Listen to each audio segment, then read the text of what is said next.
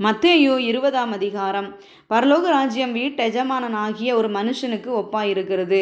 அவன் தன் திராட்சை தோட்டத்துக்கு வேலையாட்களை அமர்த்த அதிகாலையிலே புறப்பட்டான். வேலையாட்களுடன் நாளொன்றுக்கு ஒரு பணம் கூலி பேசி அவர்களை தன் திராட்சை தோட்டத்துக்கு அனுப்பினான். 3ஆம் மணி வேளையிலும் அவன் புறப்பட்டு போய் கடை தெருவிலே சும்மா நிற்கிற வேறு சிலரை கண்டு, நீங்களும் திராட்சை தோட்டத்துக்கு போங்கள், நியாயமானபடி உங்களுக்கு கூலி கொடுப்பேன் என்றான்.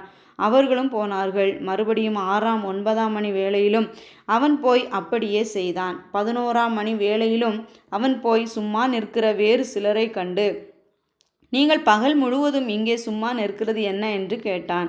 அதற்கு அவர்கள், ஒருவரும் எங்களுக்கு வேலையிடவில்லை என்றார்கள்.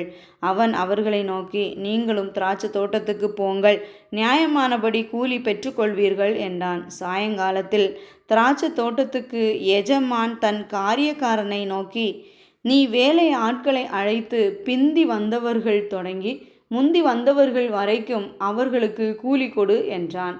அப்பொழுது 11ஆம் மணி வேளையில் வேலை அமர்த்தப்பட்டவர்கள் வந்து ஆளுக்கு ஒவ்வொரு பணம் வாங்கினார்கள். முந்தி அமர்த்தப்பட்டவர்கள் வந்து தங்களுக்கு அதிக கூலி கிடைக்கும் என்று எண்ணினார்கள். அவர்களும் ஆளுக்கு ஒவ்வொரு பணம் வாங்கினார்கள். வாங்கி கொண்டு வீட்டெஜமானை நோக்கி, பிந்தி வந்தவர்களாகிய இவர்கள் 1 மணி நேரம் மாத்திரம் வேலை செய்தார்கள். பகலில் கஷ்டத்தையும் வெயிலின் உஷ்ணத்தையும் சகித்த எங்களுக்கு இவர்களை சமமாக்கினீரே என்று முறுமுறுத்தார்கள். அவர்களில் ஒருவனுக்கு அவன் பிரதியுத்தரமாக, சிநேகிதனே, நான் உனக்கு அநியாயம் செய்யவில்லை. நீ என்னிடத்தில் ஒரு பணத்துக்கு சம்மதிக்கவில்லையா? உன்னுடையதை நீ வாங்கி கொண்டு போ.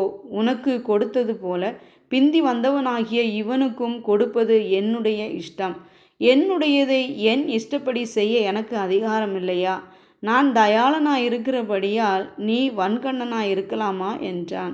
இவ்விதமாக பிந்தினோர் முந்தினோராயும் முந்தினோர் பிந்தினோராயும் இருப்பார்கள்.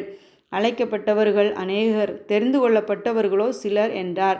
இயேசு எருசலேமுக்கு போகும்போது வழியிலே 12 சீஷரையும் தனியே அழைத்து, இதோ எருசலேமுக்கு போகிறோம்.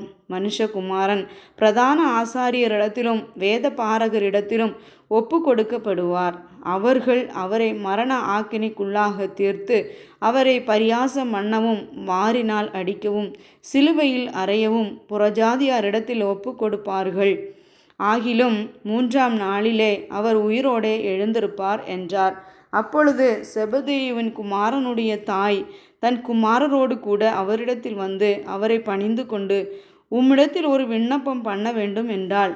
அவர் அவளை நோக்கி, உனக்கு என்ன வேண்டும் என்று கேட்டார்.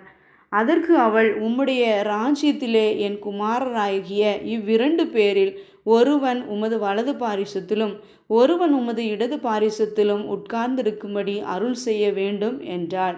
இயேசு பிரதியுத்தரமாக, நீங்கள் கேட்டுக்கொள்ளுகிறது இன்னது என்று உங்களுக்கு தெரியவில்லை.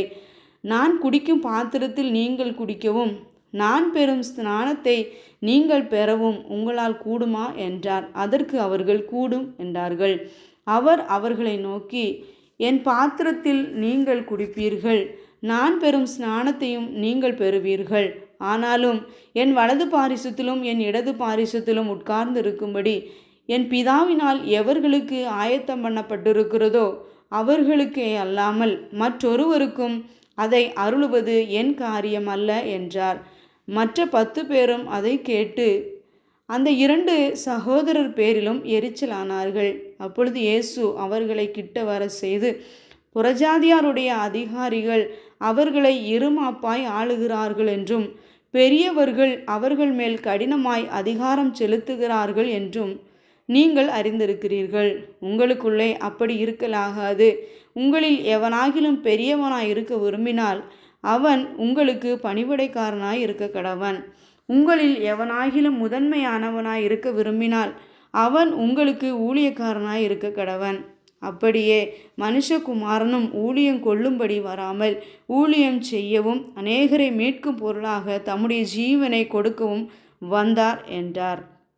அவர்கள் எரிகோவில் இருந்து புறப்பட்டு போகையில் திரளான ஜனங்கள் அவருக்கு பின் சென்றார்கள். அப்பொழுது வழியருகே உட்கார்ந்திருந்த 2 குருடர் இயேசு அவ்வழியாய் வருகிறார் என்று கேள்விப்பட்டு, ஆண்டவரே, தாவீதின் குமாரனே, எங்களுக்கு இரங்கும் என்று கூப்பிட்டார்கள். அவர்கள் பேசாதிருக்கும்படி ஜனங்கள் அவர்களை அதட்டினார்கள்.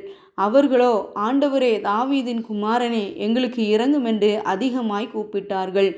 இயேசு நின்று அவர்களை தம்மிடத்தில் அழைத்து, நான் உங்களுக்கு என்ன செய்ய வேண்டும் என்றிருக்கிறீர்கள் என்றார். அதற்கு அவர்கள், ஆண்டவரே, எங்கள் கண்களை திறக்க வேண்டும் என்றார்கள். இயேசு மனதுருகி அவர்கள் கண்களை தொட்டார். உடனே அவர்கள் பார்வையடைந்து அவருக்கு பின் சென்றார்கள்.